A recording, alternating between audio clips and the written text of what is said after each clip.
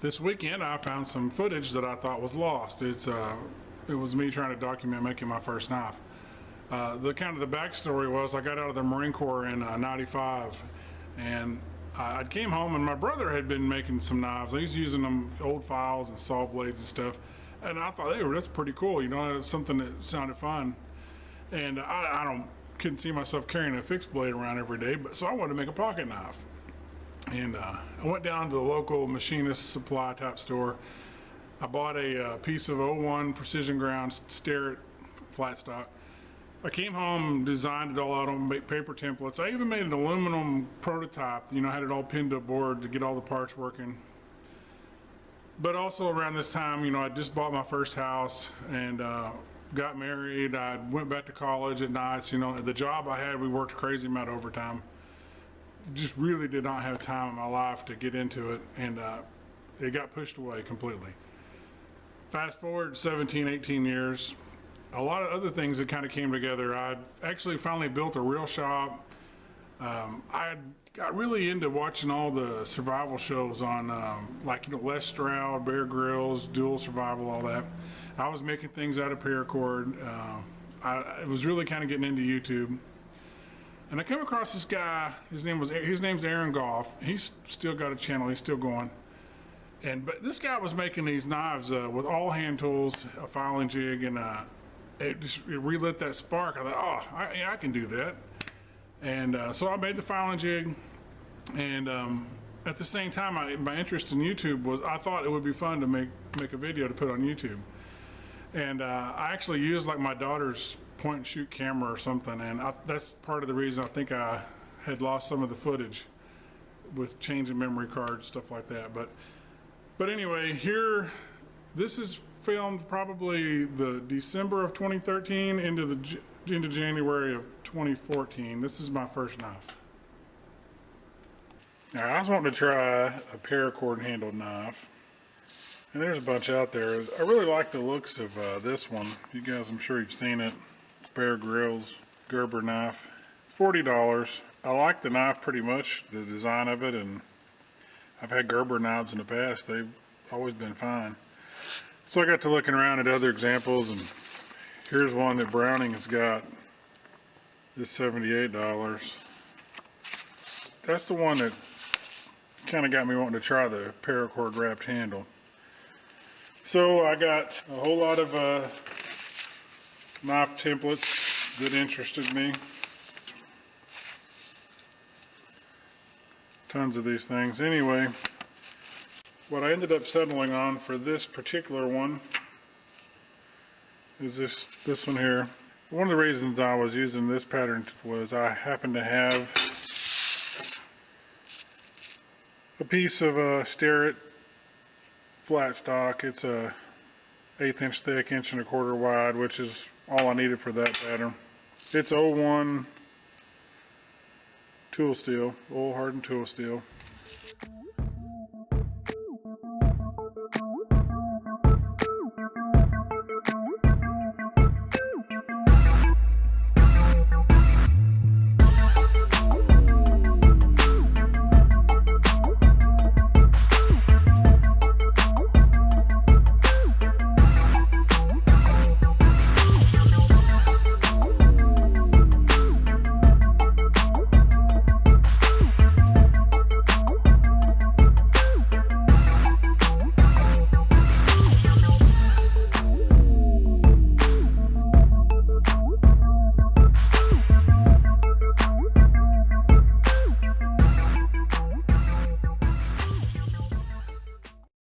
Right after some filing, it didn't take very long, and a little work with some sandpaper just to get all the corrosion and adhesive and stuff off of there. I've got my profile, my blank.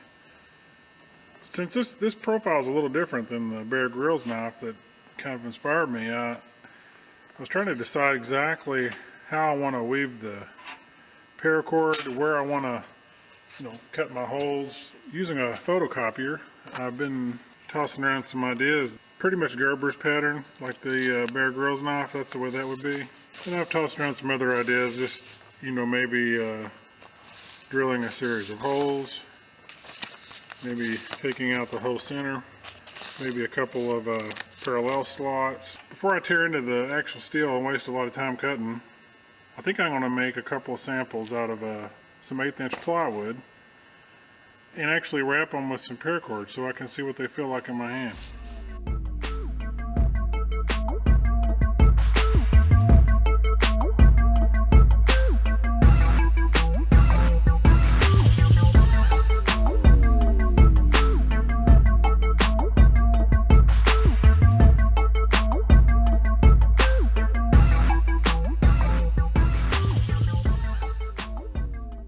Well, here's 5 versions. I think they all have advantages one way or the other on wrapping them. So I'm going to use a scroll saw, drill press, various things to cut them out.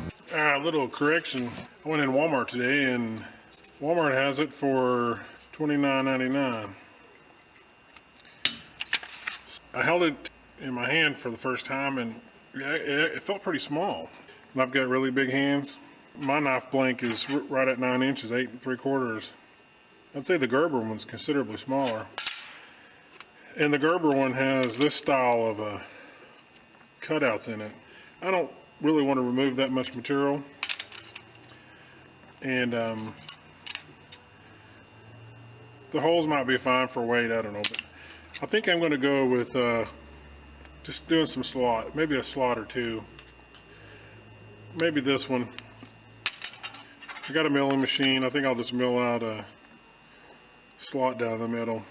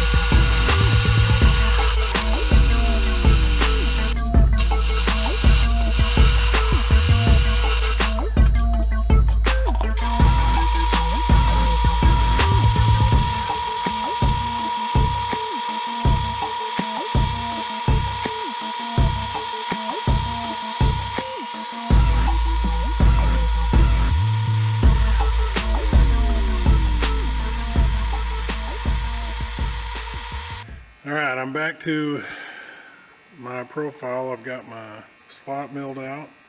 I've chamfered all my holes. Now, I don't have a belt grinder. I'm using a filing jig. If you want a really good video on how to make one of these and how to use it, there's a knife maker out there called Gough Customs. I think his name's Aaron Gough. This is pretty much straight off of his idea. It uses a stop pin in the middle. This bolt here is limits your travel, so you can, that plunge line will be exactly the same. You clamp the blade on the side, you flip the knife, mirror image to do both sides. He's got a really good video on how to use this. I'm starting with a really aggressive file.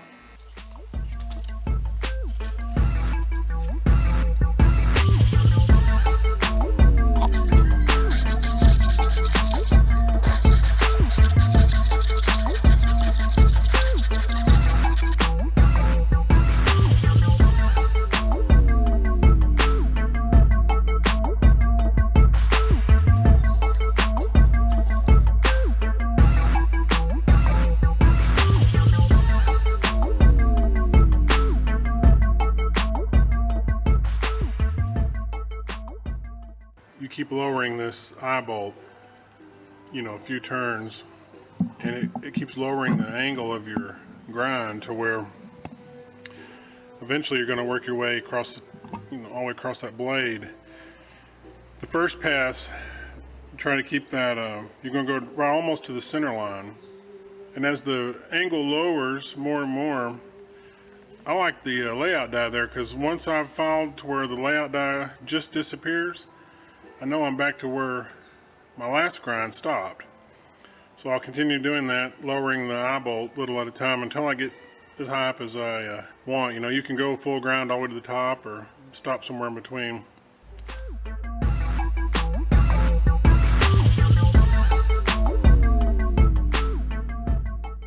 All right, I'm getting real close to where I think I'm going to stop.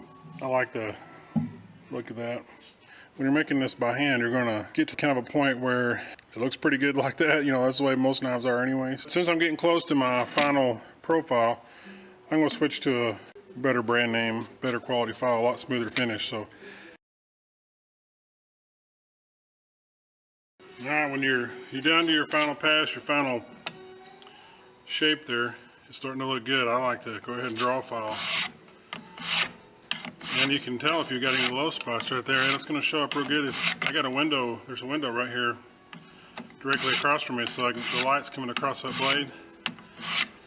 And I can tell really quick if I've got a low spot, which this side looks pretty close. Right at the very back right here, it might be just a tad low, but the draw filing will correct it really quick. I'll go ahead and put some sandpaper on my file while I've still got that angle. Everything's still set just like it was. Go ahead and do some preliminary sanding. Get some of your file marks out of there. And since your angle's set by the guide you filed it at, it's going to be really nice and flat.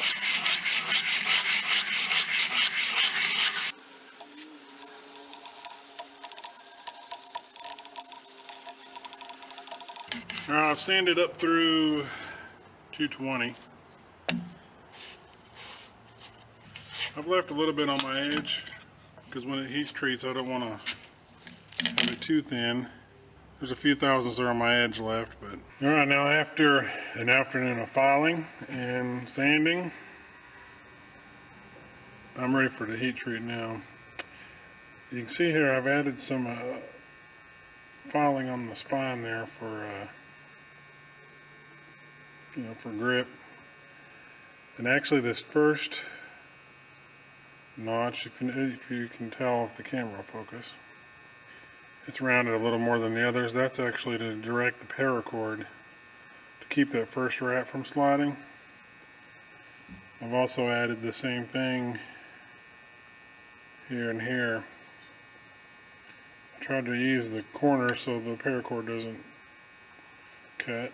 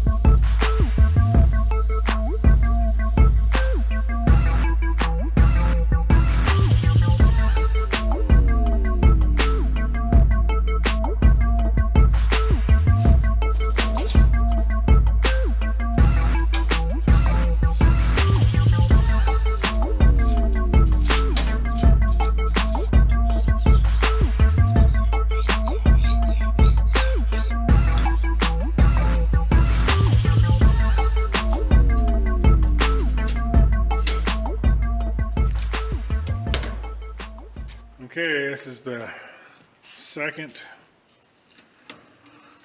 round of tempering. I did 2 hours at 400 2 times. This is the second time. Let it cool to room temperature in between. It came out a really nice straw color the first time. Now it's turned to blue. It's kind of neat looking.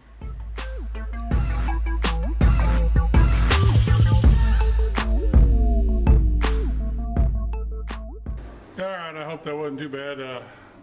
I think sometimes when I first started out, may have been portraying myself to be more confident than I really was, but I've still got it. Here it is. This is number one. Of course it's unmarked. I didn't even know anything about marking your blades. I'd never even been on a knife forum when I made this.